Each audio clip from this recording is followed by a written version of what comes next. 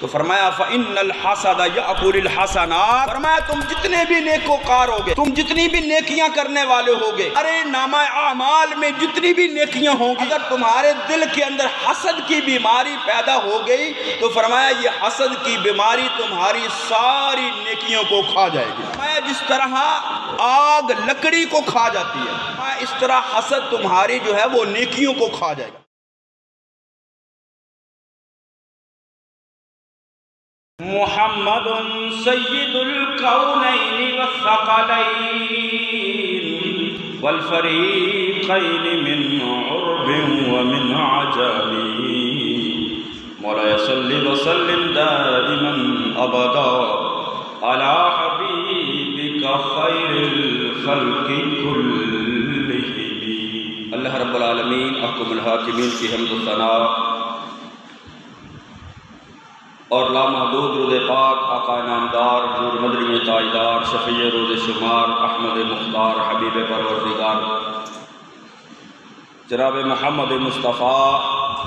صلی اللہ تعالی علیہ وآلہ وسلم کی ذات بابرکات پر پیش کرنے کے بعد اللہ رب العالمین احکم الحاکمین کی مقدس اور عظیم بارگاہ کے اندر دعا ہے کہ مالک اپنے محبوب کریم صلی اللہ تعالیٰ علیہ وآلہ وسلم کے صدقے تمام امت مصطفیٰ اور بالخصوص ہمارے اس ملک پاکستان کے اوپر رحم فرمائے، ہمارے اس ملک پاکستان کے اندر اللہ امن و سلامتی اور خوشحالی عطا فرمائے، اور جو اس ملک کے حالات اس وقت ہیں اللہ رب العالمین ان حالات کو بہتر فرمائے۔ عزیزان گرامی، اللہ رب العالمین احکم الحاکمین انسانوں کو نعمتیں عطا فرمانے والا ہے، اور اس رب العالمین احکم الحاکمین نے ہم انسانوں کے لیے انگنت اور بے شمار نعمتیں جو ہیں وہ تخلیق فرمائی ہیں اور ہمیں عطا فرمائی ہیں، اور اس رب العالمین احکم الحاکمین کی ہمارے اوپر اتنی نعمتیں ہیں کہ ہم ان کی گنتی نہیں کر سکتے، ہم ان کو شمار نہیں کر سکتے۔ خود رب العالمین احکم الحاکمین نے فرمایا وَإِن تَعُدُّوا نِعْمَةَ اللَّهِ لَا تُحْصُوهَا، فرمایا اگر تم اللہ کی نعمتوں کو گننا چاہو، گنتی کرنا چاہو، شمار کرنا چاہو تو تم اس کی نعمتوں کو شمار نہیں کر سکتے۔ اور پھر ان نعمتوں کے اعتبار سے اللہ رب العالمین احکم الحاکمین کی اپنی تقسیم ہے، اور اس کا یہ فضل ہے کہ جس کو جتنی چاہے کوئی نعمت عطا فرمائے، یہ اس کی تقسیم ہے۔ کسی کو کوئی نعمت زیادہ عطا فرمائے، کسی کو کوئی نعمت تھوڑی عطا فرمائے، یہ انسان کے اختیار کی بات نہیں، بلکہ یہ رب العالمین احکم الحاکمین کی تقسیم ہے۔ وہ جس کو جتنا چاہے عطا فرمائے، جس کو اس سے محروم رکھنا چاہے، یہ اس کی عطا ہے، یہ اس کا فضل ہے، اس کا کرم ہے، وہ جس کو جو عطا فرمائے۔ آج ہم دنیا کے اندر مشاہدہ کریں، اپنے اڑوس پڑوس میں دیکھیں، اپنے محلے میں دیکھیں، اپنی آبادی میں دیکھیں، اپنے شہر میں دیکھیں، تو کوئی لوگ اس طرح کے ہیں جن پر جو ہے وہ اللہ رب العالمین احکم الحاکمین کی نعمتیں جو ہیں وہ زیادہ ہیں، اور کوئی ایسے ہیں جن پر اللہ رب العالمین احکم الحاکمین کی نعمتیں جو ہیں وہ کم ہیں، تھوڑی ہیں۔ تو یہ اس رب کی تقسیم ہے، جس کو جو چاہے عطا فرمائے، جس کو جتنا چاہے عطا فرمائے، جس کو زیادہ عطا فرمائے، یہ اس کا کرم ہے، اور جس کو کم عطا فرمائے یہ اس کی مرضی ہے۔ تو اس تقسیم پر راضی رہنا یہ بندہ مومن کا حق ہے کہ وہ اس تقسیم پر راضی رہے۔ یعنی جو اللہ نے عطا فرمایا ہے، نعمتیں وہی دینے والا ہے، نعمتیں عطا فرمانے والا وہی ہے، نعمتیں تقسیم کرنے والا وہی ہے، تو جس کو زیادہ دے جس کو کم دے، تو ہر انسان جو ہے، خاص کر ہر مسلمان، ہر بندہ مومن جو ہے، وہ اللہ کی تقسیم پر راضی ہو جائے۔ اور یہاں پر ایک بڑی پیاری حدیث مبارکہ میرے ذہن میں آ گئی۔ نبی کریم صلی اللہ تعالی علیہ وآلہ وسلم کا فرمان ہے، بڑا پیارا فرمان ہے مصطفیٰ کریم صلی اللہ تعالی علیہ وآلہ وسلم کا، اور خاص کر وہ لوگ جن پر اللہ کی نعمتیں اس دنیا کے اندر بظاہر کم ہیں، تھوڑی ہیں، اور وہ سمجھتے ہیں کہ فلاں کے پاس اتنی نعمت ہے، فلاں کے پاس اتنا کچھ ہے، میرے پاس تھوڑا ہے، تو یہ ان کے لیے یہ حدیث اگر وہ سن لیں اور سمجھ لیں تو ان پر کتنا اللہ اور اس کے محبوب کا کرم ہوگا۔ نبی کریم صلی اللہ تعالیٰ علیہ وآلہ وسلم نے فرمایا، اللہ فرماتا ہے تم میرے تھوڑے دیے ہوئے پر راضی ہو جاؤ، میں قیامت والے دن تمہارے تھوڑے عمل پر راضی ہو جاؤں گا۔ یعنی آج اللہ نے یہ تقسیم کی ہے، کسی کو تھوڑا دیا ہے، کسی کو زیادہ دیا ہے، کسی کے پاس اتنا ہے کہ وہ ایک وقت کی روٹی جو ہے وہ بھی بمشکل پوری کرتا ہے، اور کوئی ایسا ہے جس کے پاس اتنی دولت ہے، اتنا مال ہے کہ اس کو خود نہیں پتا میرے پاس کتنا ہے۔ تو یہ رب کی تقسیم ہے۔ وہ رب العالمین احکم الحاکمین کبھی دے کر آزماتا ہے اور کبھی لے کر آزماتا ہے۔ وہ کبھی کسی کو زیادہ دیتا ہے اور دے کر آزماتا ہے کہ اس بندے کو میں نے اتنا دیا ہے، اتنا دیا ہے، اتنا اس پر میرا فضل ہے، اتنا اس کو میں نے مال دیا ہے، اتنی اس کو میں نے دولت دی ہے، اتنی اس کو میں دنیا کی نعمتیں جو ہے وہ عطا فرمائی ہیں، میں بھلا دیکھوں تو صحیح یہ نعمتیں حاصل کر کے کیا کرتا ہے، کیا میرا شکر ادا کرتا ہے یا میری یاد سے غافل ہو جاتا ہے۔ وہ دے کر آزماتا ہے اور پھر کبھی لے کر آزماتا ہے۔ کسی کو نعمتیں کم دیں، تھوڑا دیا، رزق تھوڑا دیا، مال تھوڑا دیا، دنیا کی نعمتیں تھوڑی دیں، تو وہ رب یہ دیکھنا چاہتا ہے کہ میں نے اس کو تھوڑا دیا ہے، کیا یہ مجھ سے شکوہ تو نہیں کرتا، کیا مجھ سے شکایت تو نہیں کرتا، کیا میرے دیے ہوئے پر راضی ہے یا نہیں، کیا یہ میری تقسیم پر راضی ہے کہ نہیں۔ تو آقا نے فرمایا آج تم اللہ کے تھوڑے دیے ہوئے پر راضی ہو جاؤ، کر اللہ تمہارے تھوڑے عمل پر راضی ہو جائے گا، کیونکہ اگلے جہان کے اندر یہ مال کا بھی حساب ہوگا، اعمال کا بھی حساب ہوگا۔ جس کو جتنا اللہ نے دیا ہے، جتنی اس کے پاس دولت ہے، جتنا اس کے پاس مال ہے، جتنی اس کے پاس آسائشیں ہیں، جتنی اس کے پاس نعمتیں ہیں، تو اللہ قیامت والے دن اس کا حساب بھی تو لے گا نا اسی اعتبار سے۔ اور جس کے جتنے اعمال ہوں گے اس کا بھی حساب و کتاب ہوگا کہ دنیا کے اندر کیا اعمال لے کر آیا، کس طرح کے اعمال کر کے آیا۔ تو آقا نے فرمایا تم ایک بات پر اللہ سے راضی ہو جاؤ اور تمہاری ایک بات پر اللہ تم سے راضی ہو جائے گا، یعنی تم اللہ پر اس بات سے راضی ہو جاؤ کہ اللہ نے جو تمہیں دیا ہے وہ رب العالمین احکم الحاکمین کی تقسیم ہے، وہ اس کو بہتر جانتا ہے کہ کس کو کیا دیا ہے، کس کو کتنا دیا ہے۔ تو آج تم اللہ کی تقسیم پر راضی ہو جاؤ، آج اللہ کی تقسیم پر راضی ہو جاؤ، یعنی جو مال ہے، دولت ہے، نعمتیں ہیں، یہ اللہ کی عطا کرتا ہے، اللہ کی تقسیم ہے۔ کسی کو تھوڑی دی، کسی کو زیادہ دی، کسی کو دولت دی زیادہ، کسی کو تھوڑی دولت دی، کسی کو جو ہے وہ دنیا کی نعمتوں سے مالا مال کر دیا، کسی کو دنیا کی نعمتوں سے محروم رکھ دیا۔ یہ اس رب کی تقسیم ہے، یہ اس رب کی تقسیم ہے،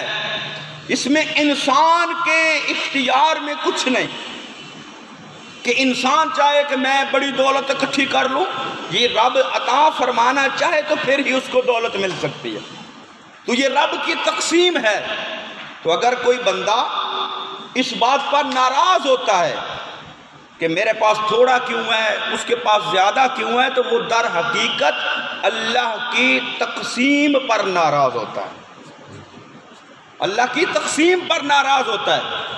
تو آقا نے فرمایا آج تم اللہ کی تقسیم پر راضی ہو جاؤ، کل قیامت کا دن ہوگا نا، اس وقت پھر لوگ ہوں گے اللہ کی بارگاہ کے اندر جب پیش، تو کسی کے پاس اعمال زیادہ ہوں گے، کسی کے پاس نیکیاں زیادہ ہوں گی، اور ان کو دنیا کے اندر مال بھی ملا ہوگا، نعمتیں بھی ملی ہوں گی، ان کا حساب و کتاب الگ ٹائپ سے ہوگا۔ لیکن فرمایا جو دنیا کے اندر اللہ کی تقسیم پہ راضی ہوا ہوگا نا، کہ اللہ نے مجھے تھوڑا دیا ہے مالک میں اس پر راضی ہوں، تو اللہ فرمائے گا قیامت والے دن میں نے اس کو دنیا میں تھوڑا دیا تھا، یہ میری اس تقسیم پر راضی ہو گیا تھا، آج یہ اعمال تھوڑے لے کر آیا ہے، میں اس کے تھوڑے اعمال پر راضی ہو جاتا ہوں، میں اس کے تھوڑے اعمال پر راضی ہو جاتا ہوں۔ تو یہ رب کی تقسیم ہے، جس کو جو عطا فرمائے، جتنا عطا فرمائے، اور جو اس رب کی تقسیم پر راضی ہو جاتا ہے، قیامت والے دن اللہ اس کے تھوڑے عمل پر راضی ہو کر اس کو جنت عطا فرما دے گا۔ اور جو اللہ کی تقسیم پر راضی نہیں ہوتا، پھر اس کے دل میں ایک ایسا جذبہ پیدا ہوتا ہے، ایک ایسی منفی سوچ پیدا ہوتی ہے جو اس کے لیے دنیا کے اندر بھی نقصان کا باعث بنتی ہے،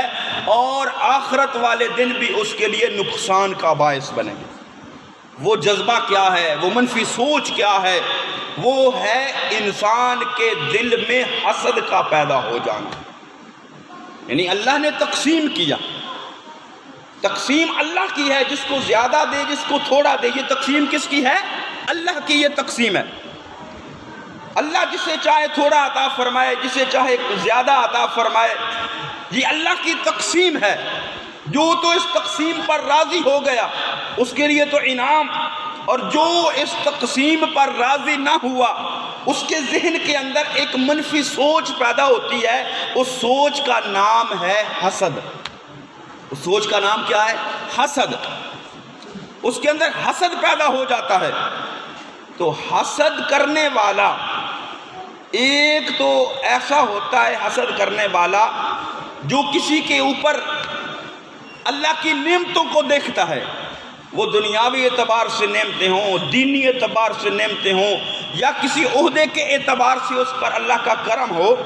تو جب وہ کسی دوسرے کو دیکھتا ہے اس حال کے اندر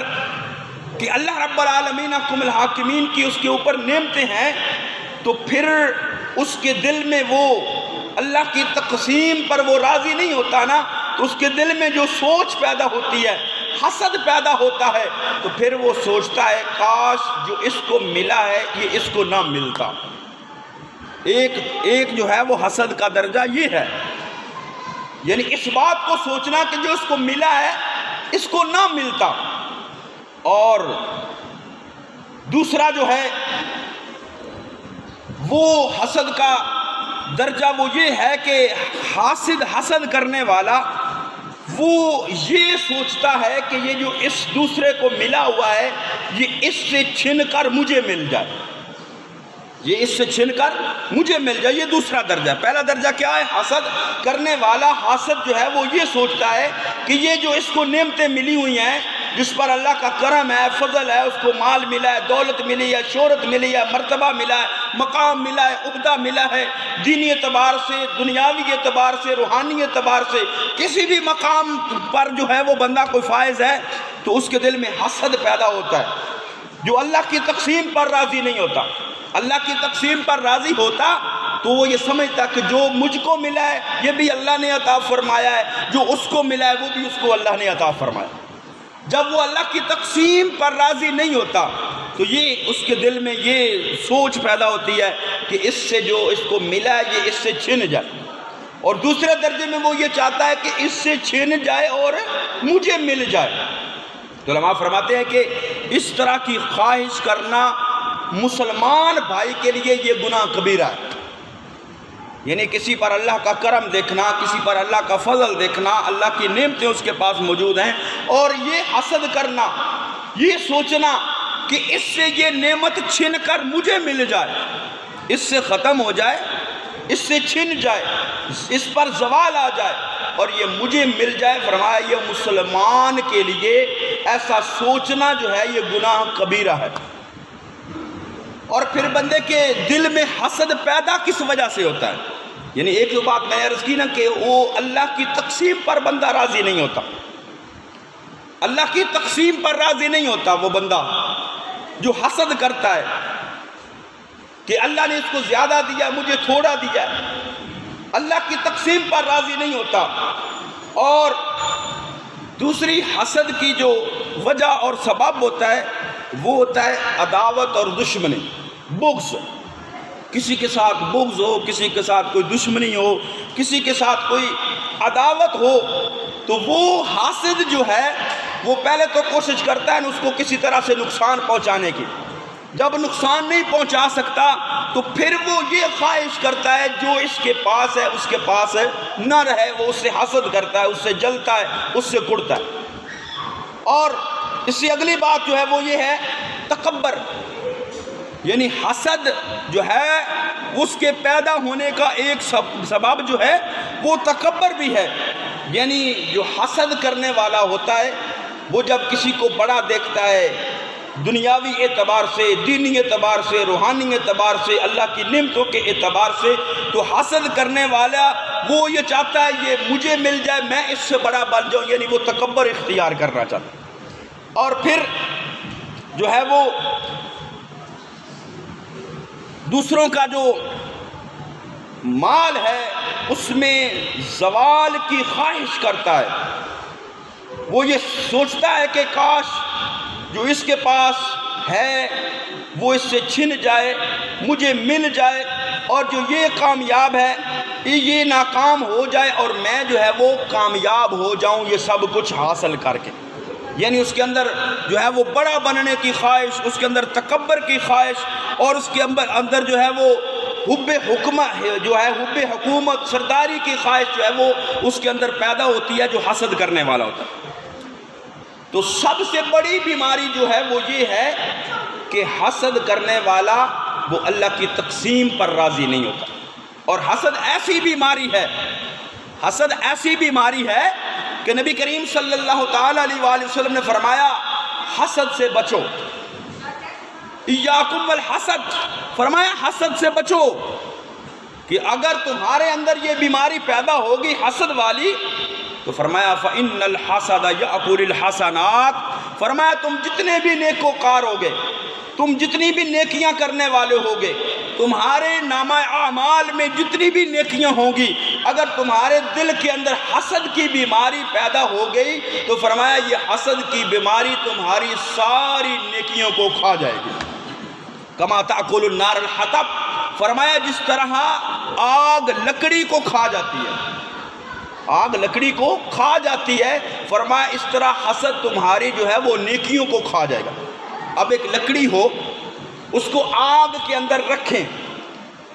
اس کا کوئلہ بنائیں، آگ کے اندر رکھیں، وہ آگ میں جل جاتی ہے، لیکن اس کی شکل و صورت جو ہے نا وہ ویسی کی ویسی رہتی ہے۔ یعنی ایک چھڑی اگر رکھیں آگ کے اندر، لکڑی کا کوئی ٹکڑا رکھیں آگ کے اندر، جب اس کو آگ لگتی ہے وہ جل ساری جاتی ہے، لیکن وہ اپنی جو اس کی شکل و صورت ہوتی ہے نا وہ ویسی کی ویسی رہتی ہے، ویسی لمبی کی لمبی رہے گی، ویسی موٹی کی موٹی رہے گی، لیکن جب اس کو ہاتھ لگائیں گے نا وہ کوئلہ بن کر راکھ بن کر جھڑ جائے گی۔ تو بظاہر جو بندہ نیکیاں بھی کرنے والا ہوتا ہے، اس کے نامہ اعمال میں نیکیاں ہوتی ہیں، اس کا دامن نیکیوں سے بھرپور ہوتا ہے، لیکن اس کے دل میں اگر حسد کی بیماری پیدا ہو جائے گی تو بظاہر تو اس کی نیکیاں وہ نظر آئیں گی، لیکن فرمایا وہ لکڑی کی طرح اندر سے کھوکھلی ہو چکی ہوگی، اس کی نیکیوں کی کوئی ویلیو نہیں رہے گی۔ اس لیے نبی کریم صلی اللہ تعالیٰ علیہ وآلہ وسلم نے یہ مثال ارشاد فرمائی، فرمایا جس طرح لکڑی جو ہے اس کو آگ کھا جاتی ہے، فرمایا اسی طرح نیکیوں کو حسد کھا جاتا ہے۔ تو فرمایا حسد سے بچو، مسلم شریف کی حدیث مبارکہ آقا کریم صلی اللہ تعالیٰ علیہ وآلہ وسلم فرمایا، حضرت انس بن مالک بیان کرتے ہیں، آقا نے فرمایا آپس میں حسد نہ کرو، آپس میں حسد نہ کرو، قطع تعلقی نہ کرو، اور ایک دوسرے سے بغض نہ رکھو۔ یہ بیماریاں ہیں انسان کی نیکیوں کو ضائع کرنے والی۔ فرمایا ایک تو آپ حسد نہ کرو ایک دوسرے سے، جو جس کو ملا ہے اس بات پر راضی ہو جاؤ کہ یہ میرے اللہ کی تقسیم ہے، یہ اللہ نے اس کو زیادہ عطا فرمایا ہے، اللہ نے مجھے تھوڑا عطا فرمایا ہے، یہ اللہ کی تقسیم ہے۔ اپنے رب کی تقسیم پر راضی ہو جاؤ اور حسد نہ کرو۔ اور اس وجہ سے فرمایا کہ پھر قطع تعلقی بھی نہ کرو، ایک دوسرے سے تعلق مت توڑو، ایک دوسرے سے ناراضگی نہ کرو، ایک دوسرے کے ساتھ جو ہے وہ جڑ کے رہو، محبت سے رہو، پیار سے رہو، اتفاق سے رہو۔ اور فرمایا ایک دوسرے سے بغض بھی نہ رکھو، حسد بھی نہ کرو، بغض بھی نہ رکھو، تعلق توڑو بھی نہ، فرمایا اور ایک دوسرے سے دشمنی بھی نہ رکھو، اور اللہ کے بندے بن کر رہو اور آپس میں بھائی بھائی بن کر رہو۔ کیونکہ یہ جب بیماری حسد کی پیدا ہوتی ہے تو پھر دلوں میں نفرتیں پیدا ہوتی ہیں، دلوں میں قدورتیں پیدا ہوتی ہیں، دلوں میں بغض پیدا ہوتا ہے، پھر تعلق تو جو ہے وہ ان سے ٹوٹ جاتا ہے، اور پھر جو ہے وہ آپس میں بغض پیدا ہوتا ہے۔ تو آقا نے فرمایا آپس میں حسد نہ کرو، قطع تعلقی نہ کرو، ایک دوسرے سے بغض نہ رکھو اور دشمنی بھی نہ رکھو، اور فرمایا اللہ کے بندے بنو اور آپس میں بھائی بھائی بن کر رہو۔ تو حسد اتنی بری بیماری ہے، تو فرمایا جس کے دل میں حسد پیدا ہو جائے، حسد کی بیماری پیدا ہو جائے، تو فرمایا وہ سمجھے بے شک وہ نیکوکار ہو، بے شک وہ نمازیں پڑھنے والا ہو، بے شک وہ اعمال صالحہ کرنے والا ہو، بے شک وہ حاجی ہو، نمازی ہو، پرہیزگار ہو، لیکن اگر دل میں حسد کی بیماری اس کے اندر پیدا ہو جائے گی تو اس کی نیکیاں بظاہر تو نظر آئیں گی یہ نمازی ہے، بظاہر تو نظر آئے گا کہ یہ حاجی ہے، بظاہر تو نظر آئے گا یہ نیکوکار ہے، صدقہ و خیرات کرنے والا ہے، لیکن حسد کی وجہ سے اس کی نیکیوں کی ویلیو ختم ہو جائے گی، وقت ختم ہو جائے گی، اس کی نیکیوں کا کوئی وزن نہیں رہے گا، وہ ایسے ہو جائیں گی جیسے لکڑی جل کر ایسی ہو جاتی ہے کہ اس کے ہاتھ لگاؤ بظاہر ٹھیک نظر آئے گی، بظاہر ٹھیک نظر آئے گی، لیکن جب ہاتھ لگاؤ گے وہ کوئلہ بن کر راکھ بن کر جھڑ جاتی ہے۔ فرمایا حسد کی بیماری دل میں رکھنے والا جتنا بھی نیکوکار ہوگا، جتنا بھی پرہیزگار ہوگا، اس کے دل میں حسد کی بیماری ہوگی، اس کی نیکیاں اسی طرح ضائع ہو جائیں گی، اس کی نیکیاں اسی طرح ضائع ہو جائیں گی۔ اور یہ حسد، یہ حضرت آدم علیہ نبینا علیہ السلام کو جب اللہ نے تخلیق فرمایا تو شیطان جس نے اللہ رب العالمین حکم الحاکمین کا حکم نہ مانا، حضرت آدم علیہ نبینا علیہ السلام کو سجدہ نہ کیا،